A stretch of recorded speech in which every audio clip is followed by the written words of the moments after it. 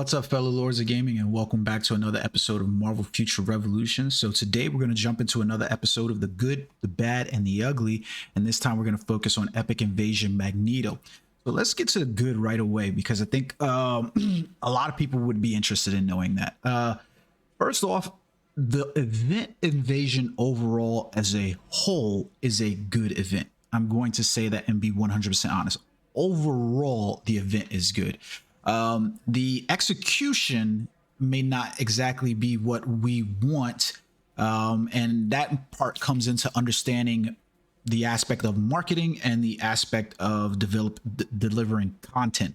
And I think those two, as we normally see with Marvel Future Revolution, are smashing up against each other, as if though the marketing department and the development team that's actually delivering content can't see eye to eye on things to deliver the best quality content. So let's talk about why I say that. So the good of it, like I said, is the content that they're offering here is good. And it's not good because it's an Epic Invasion. I'm going to be honest with you about that. It is not good because it's an Epic Invasion, because if it was just Epic Invasion, I would say that this content is terrible. Specifically because of what you have to engage in to do. No matter whom you are and no matter what you're trying to do, you're ultimately going to get bored of running this many missions in order to, in this shorter time period, as many times as is needed in order to acquire what it is that they want you to acquire. What I mean by that is Epic Invasion Magneto, it plays just like many of the other Epic Invasions. It's not very different in that regard in any shape, form, or way. And essentially what you have is a bunch of DPS checks and a bunch of, and in this instance, the good part is that the Epic Invasion is tailored around pretty much all the characters. There's something in there for the tank character, there's something in there for control character, there's also something in there for the DPS type characters. So every character, especially Doctor Strange and Captain America even more so, can excel in this game mode. Like, I love logging into this mode and being able to see a not necessarily a Doctor Strange, but a Captain America in here, because I know that the end reward or the end part of this, which is basically a I hate to call it this, but it's a defense guard damage wallet check in some regards, meaning that you just basically have to survive Magneto's damage while he's doing damage to you that you cannot avoid.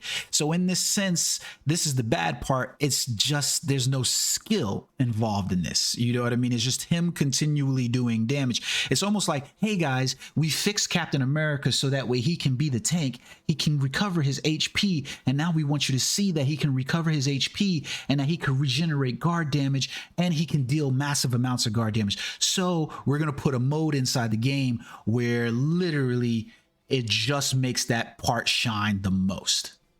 That's what you're getting, because there is no skill involved in the Magneto Epic Invasion. Everybody, I'm pretty sure, has played it, and you know how easy the first half of it is, and then you get to the latter half of it, and you're pretty much doing a, you know, defense dodge rate, you know, guard damage check inside here. Where and I think the worst part about it, where it gets really ugly for me, is the power of 1.7 million. Essentially what they've done with this new Epic Invasion is they've established a new in-game system here, or the power level, the end game. And it's really weird, because when you look at the rest of the other game modes that would technically be like, this is an event, it's not in game, you know what I mean? This is an event. And so if I was to go to raid, for instance, and I was to look at level 5 raid, the end game here is 1.1 million. That's the end game. Like when I jump into, you know, the story content and run Dark Domain Part 2 and complete that, you know, that power level is the end game. You know, like getting to 115 for the for the Blitz mode, and having to do that and deal with the recommended power there. These are supposed to be things like, this is a soft cap, obviously hard cap is 1.1 million. That's the end game. Like jumping from that to 1.7 million, 1.4 million seems really off. Yeah, it just does, and it gets really ugly in my opinion when we get there. Like, I don't even think there's a mode inside Battle Challenge that goes above 1.1 million. So you can see what I mean by that, in a sense, when I'm saying that 1.7 is not in-game. 1.7 is wallet in-game, because most players, you haven't even provided the means for players to reach these power levels outside of dipping into their purse strings. So I feel like that's the ugly part of it. And like I said, the bad part of it is I think a lot of players are going to get bored with this. However, I'm going to say this. I personally think that the badges are a trash system. I get that other players may feel differently. Let me explain why I say this. Essentially, the way that you need to play this system is that you're going to be set within a certain amount of seals. So you're probably, like, as a free-to-play player, there's going to be but so many seals you can get, that you can acquire. And you need these seals along with alloy that can be dropped from the Epic Invasion in order to craft these new badges. Now, here goes the bad part about that, right? Is essentially what we see here is a bigger span in terms of the power gap that is going to exist between your pay-to-play, your whales, and your free-to-play players. Because I will admit that if you are lucky, notice what I said there. If you are lucky and you have really good RNG, you're going to see some major bonus stat boosts that can come into play. Like the guard damage decrease, for instance, here is at 8.82%. I had a badge previously that had a guard damage and a critical damage decrease minus the dodge rate inside here. And that was only offering me with 2 stacks of guard damage, maybe about 4.9%, I think it was. So you're going to see some really big benefits, I think, overall in terms of these. However, I'm going to be honest and say that these situational buffs that exist here along these lines, to me, those aren't necessarily great because they're situational. Basically, a sense, what I would compare this to is proccing in Marvel Future Fight. So what I mean by this is, now what I'm looking for is, I see this badge and it says increases my defense by 6.5% for 10 seconds when my stamina is 24% or lower. Now those increase, and they don't arbitrarily, they change depending upon what's set for the game. So meaning, like, this stat can go, that defensive stat will increase while the stamina also increases as the badge level increase. So basically going from +2 to +3, +4, and +5 and +6 at the end. So essentially that defense, I think it goes all the way up to 8%, and then this one goes all the way up to 30% for or lower, right? So now that essentially gives me a greater window to say my stamina is at 30%, I'm going to get a defense buff, possibly, as long as this is on cooldown. I don't know when it's going to happen, but it should happen. You get what I'm saying? Why that's weird. Now, there's other badges in there that, you know, you can look at in the same way. Like, for instance, you can see here, I've got 105 Lord of Darkness 1 badge, and I've got a crit damage and a crit rate badge with a core of intensity, a core of vitality. What do I have equipped here? What the hell do I have equipped here? Excuse me. I've got a experimental one that I'm playing with over here. So let me show you the real, right? So I have this one set in here where it's the Fatal Attraction 3, and you can see that it has a crit damage, an attack, and accuracy, and then as the bonus stat, it says increases attack by 5.5% for 7 seconds when stamina is 90% or higher. So this can increase, I believe, to 8%, and then it'll say when stamina is 80% or higher. So essentially what this would look like is a proc, right? Where it's going to literally say, hey, you need to proc at this proper time to get this 8% attack boost for that 7 seconds while it's on cooldown. So I don't necessarily, the problem that I find with this in situational is that I don't know when necessarily I'm spending more time looking at my skills or trying to figure out when this is actually going to proc, because there's no system in place where I'm literally running around and playing and I can see, other than what pops up here, when that proc is on cooldown. You know what I mean? So like if I was playing Marvel Future Revolution or Marvel Future Fight, I can see my skills over here and I can pay attention to the little numbers that are up there that flash, and it'll tell me, you know, bow, boom, 5 seconds for the proc to activate. I'm in that proc for 5 seconds. What I'm essentially looking at, like you can see that number up there, right there. So you saw it right there, that popped up, right? So I'm literally looking for that to happen so that way I know when to cast my skill. So every 25 seconds on cooldown, I should see that icon pop up. But now that means that I'm spending a lot of time, look, boom, there it goes again. So you can see it's the 7 seconds and boom, 4, 3, 2, 1. So I'm looking for that little ass icon in order to let me know that I can use probably my most powerful skill that I have in my inventory rotation at that point in order to then attack, because now I'm getting the proc effect from that, right?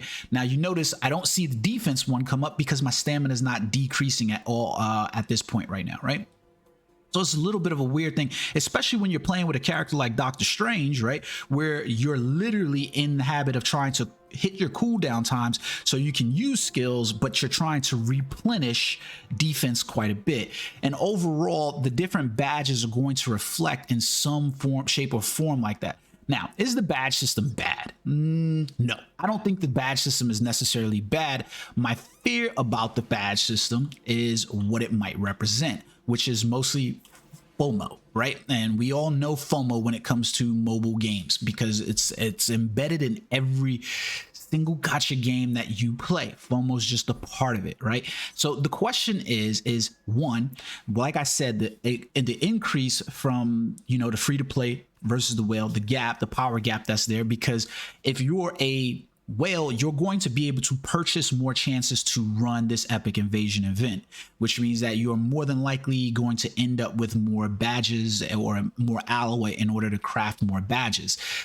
Whether you choose to take these badges all the way to their end tier is going to be completely up to you, but it's still there nonetheless. So if I was to look at this, if I was to look at the stats on this badge, I can see where they go from there, and I can see the increase of attack by 7%.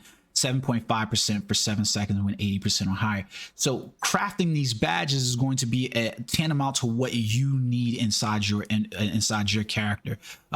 They come in different shapes and sizes, defense, dodge, across the stat measurements. And I would suggest that you look at where your character is leaning the most.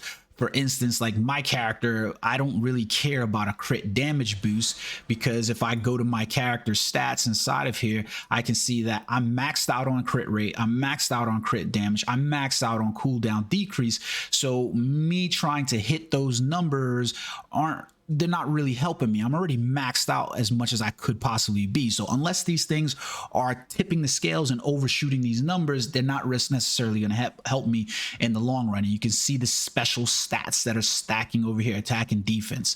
Now, like I said, is these badge systems bad? Or they're not ugly. I'm going to say that because they do add something to your character. The question is how long are they going to add something to your character? Meaning if once a quarter we end up with these badges and we have no way outside of that event for 17 days to increase these, I'm basically at the whim of the market in order to purchase seals. So I have a fear of missing out of when this is going to happen. Now, are these badges going to be removed from the system once they go? And then am I going to be lucky enough to get a badge that is comparable to the badges that I currently have from Blitz, from Omega War, from like for instance, I want to point this out here so that way you guys can see. I have a badge inside here that's a level 105 Lord of Darkness. I haven't even gotten a 115 badge that is better than this badge. I somehow rolled 4 attack stats on there. So even with, and I'm going to tell you the way these badges work essentially is it's kind of messed up, because if you notice over here, you'll see that little red icon. So the system is trying to tell me that there's a better badge. Like this icon over here is trying to tell me this is a better badge. Well, why is it a better badge? it doesn't make sense for this to be a better badge, right? Because essentially I can see the 1062, I see the 1461, and then you can see the attack value of 448. And even though this buff is on here with crit damage and accuracy, where this is just 1396 flat rate buff across the board, this badge is essentially being said that is better. It's the same. It's, you know, I've got defense, pierce, and dodge rate on it because this is part of my PvP build. But that's essentially what I've got on there. Is the badge actually better though? Is it better? That's a question that you have to ask for, you know, because there's some of these stats that will come up and you can do the flat rate numbers that are there. There's a badge sheet that's on X-Force's Discord channel that allow you to do the conversion numbers, and you'll notice that in some of them the flat rate numbers that were on previous like 115 badges and 110 badges from the Mad Titan invasion are actually better than some of the stat line numbers, the bonus stat line numbers that you're getting here. Now, this is going to basically be determined by your level of RNG. One of the things that makes these badges veer a little bit into the ugly to me is that essentially we're doing a lot of work in order to acquire these badges, hoping to get really good bonus stats on the badges, but then you're hoping that you're lucky enough that you get good bonus stats. So where you can see like critical damage, attack, and accuracy rate, I think a lot of people would probably say those are really good stats, and I would look at them like, yeah, if I wasn't already capped out on crit damage from other shit, I'm over the cap, so the critical damage on this badge doesn't mean shit to me, right? And the attack values aren't even enough to compare to the attack values on the 105 badge. They're just not there.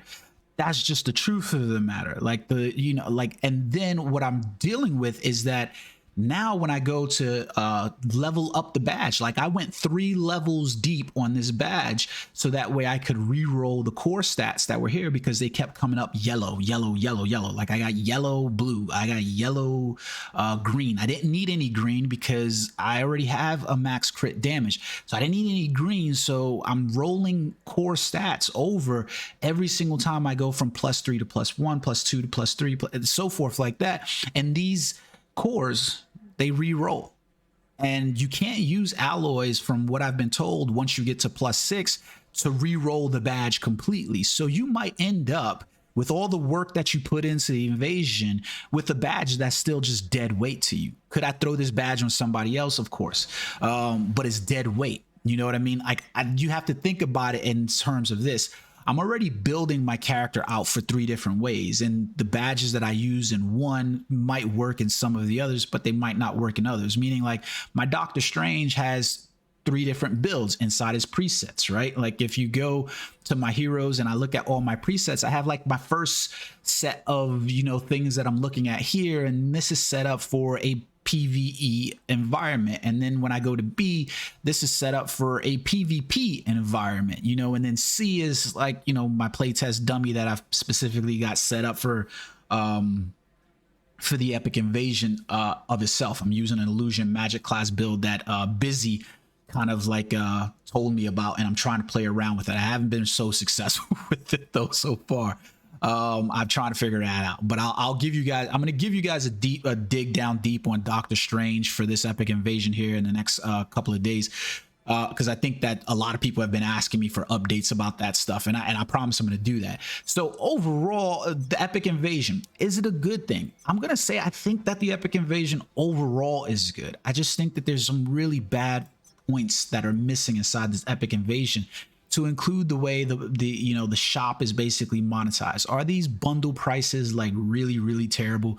I purchased the one that was $3.99 because I don't know how you're gonna I don't know how the fuck you gonna roll another badge without getting those in, unless you just happen to be one of the luckiest sons of bitches this side of, you know, the East Coast, that you're gonna end up with, you know, more alloys. Like I've gotten 1 alloy in all my runs from the epic invasion. That's the truth of the matter, right? I believe that's the truth of the matter. You know, don't catch me, I'm wrong.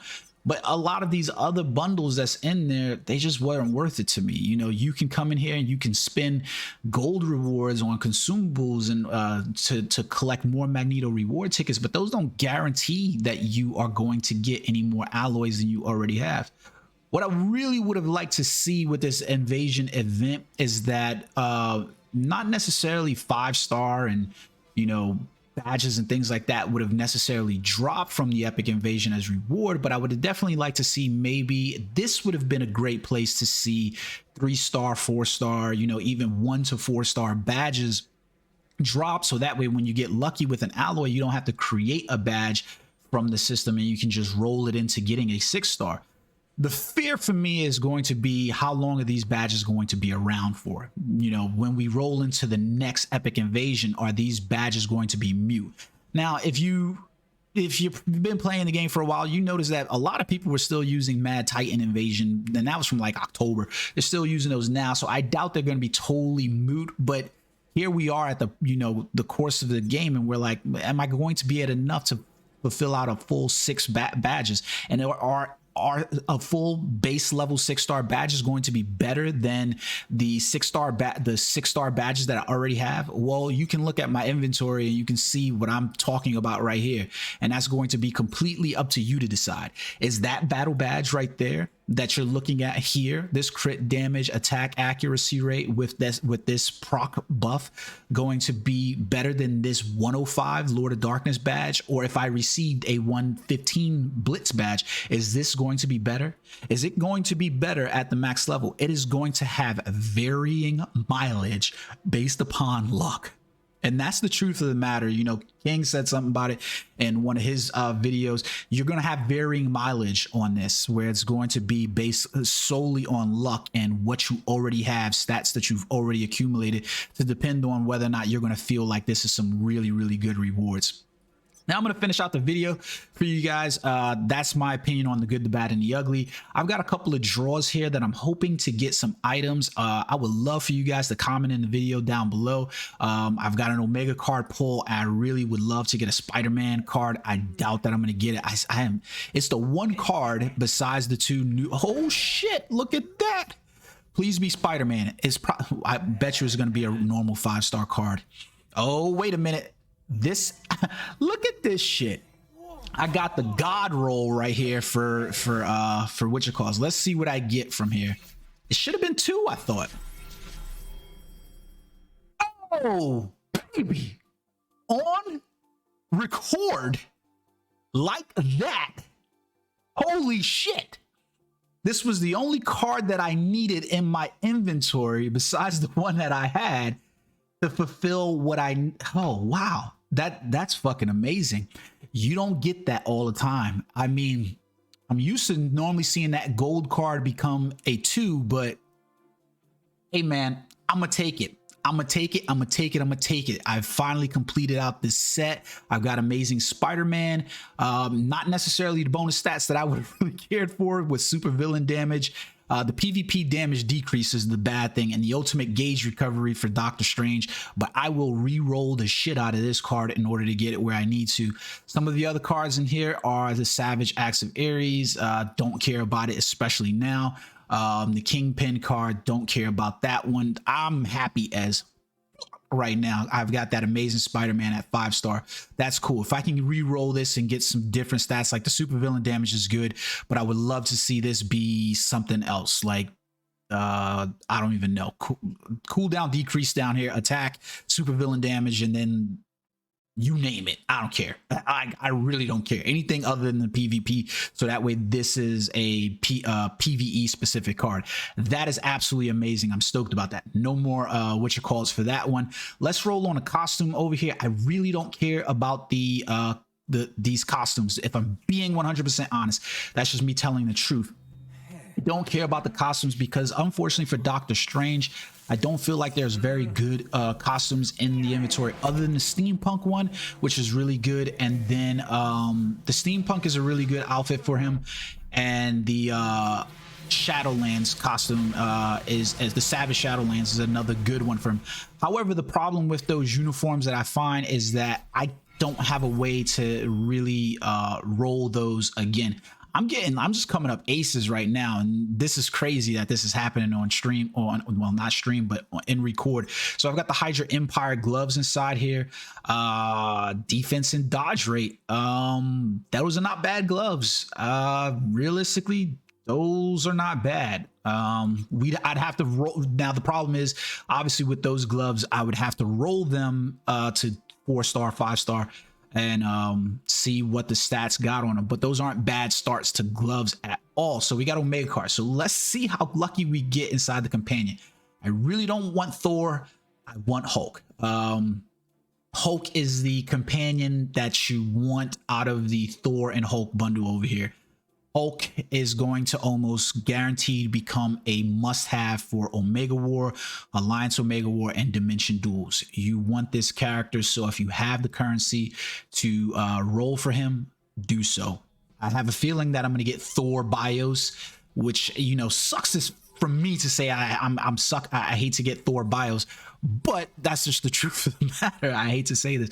I don't want Thor as a companion. I want Thor as a playable character. Marvel Future Revolution guys, give us Thor. Like, we want Thor as a playable character. We want Hulk as a playable character. I'm not going to complain too much. So we don't get anything here because we didn't see Baby Groot at any point in there. So bunch of trash. We'll draw again. Really? Oh, there we go. Baby Groot. Baby Groot on screen. Let's see what we get here. Is Baby Groot gonna appear again? Yep, there we go. All right, Baby Groot back in the scene. So always good whenever you see Baby Groot throughout the scenes, the better the reward. So I could probably almost guarantee I'll probably get Thor or Hulk right now. It's probably gonna be Thor if I'm being perfect. Oh shit. Well, it's only a 1-star Hulk. I'm not going to complain too much, but it is a 1-star Hulk. So those are 10 bios in there. Oh, wait a minute. I got 2 1-star Hulks inside there. So that's 20 bios. Need a little bit more bios than that to get him to 4 stars, but that's where I ultimately want him to go. Can't complain about that roll though. So let's see. No Baby Groot, unfortunately. Still not looking good so far. You have to see if Groot will appear again. Be there, Groot. Be there, Groot. Be there. No Groot. Damn it. All right. So unfortunately crapped out on that one. So it is what it is. We did get 20 bios though. However, from there, nothing really to roll a dimension box for, but we could always hope that we get some 5-star cores. Let's see. Baby Groot. Baby Groot. Will he appear? There goes the baby. Golden box. So hopefully a 5-star core. Really would like to get lucky and smash together some 5 stars, some 6 stars. I've been typically smashing together my HP recovery, what what the fuck? Did that just happen? That just, oh, Jesus Christ. You can't get more lucky than this. You really can't. Oh my God, I got 30 Stark's blueprints over here. I've got a crit rate core of power and a dodge rate core of intensity. And here goes another good thing that I'll point out about the this epic invasion that I kind of missed out on, and one of the reasons why I said I think it's a good event overall. And I was going to point this out in another video specifically with talking about the character development and stuff like that. One thing that the epic invasion is forcing people to do is look at the way they've got their characters built. So from your cores to your badges and even some of the skills that you have equipped. Like for instance, one of the things I'm playing around with Doctor Strange with right now is his illusion magic class skills, along with, you know, his skill abilities that do guard damage, because that's what the epic invasion calls for. So I'm playing around with that. I'll do that in another video. Not as lucky in this one, but you know what, when you get the luck that I just had, you don't bitch about, you know, that happening. And this doesn't happen every day that you see Groot as much as we're seeing Groot right now. This is crazy. I've seen more Groot today than I think I've seen in the past 9 months. So let's hope what we get here. Rare companion skill cards. I'm not going to necessarily complain. More Stark's blueprints. I love seeing blueprints overall, and potential reports. So yeah. So I spent all of my summon tickets. None of those tickets were purchased. I will point that out as well. Oh, of course. So we get a $8.99 1-star special companion summon bundle. To be honest with you, so I made this point, right? I made this point, and I'm going to make this point again. This should be in the shop. Marvel Future Revolution. This should be in the shop, this is a great deal. You're going to get 10 BIOS and 10 companion summoning tickets. The 10 companion summoning tickets themselves is like, do you get it? That's 1,800 crystals there alone. So that's 2,000 crystals. So you've essentially told me my dollar is worth $2 just on the companion summoning tickets, because I'm paying $9 for 2,000 crystals essentially from these companion summoning tickets. And then on top of that, I get a 1-star special companion selection box. This is a good deal. This should be in the shop. If you put this stuff in the shop and made this, you know, 1-to-1 purchases, you know, make once per squad or even 5 times per squad. I said this in my previous video.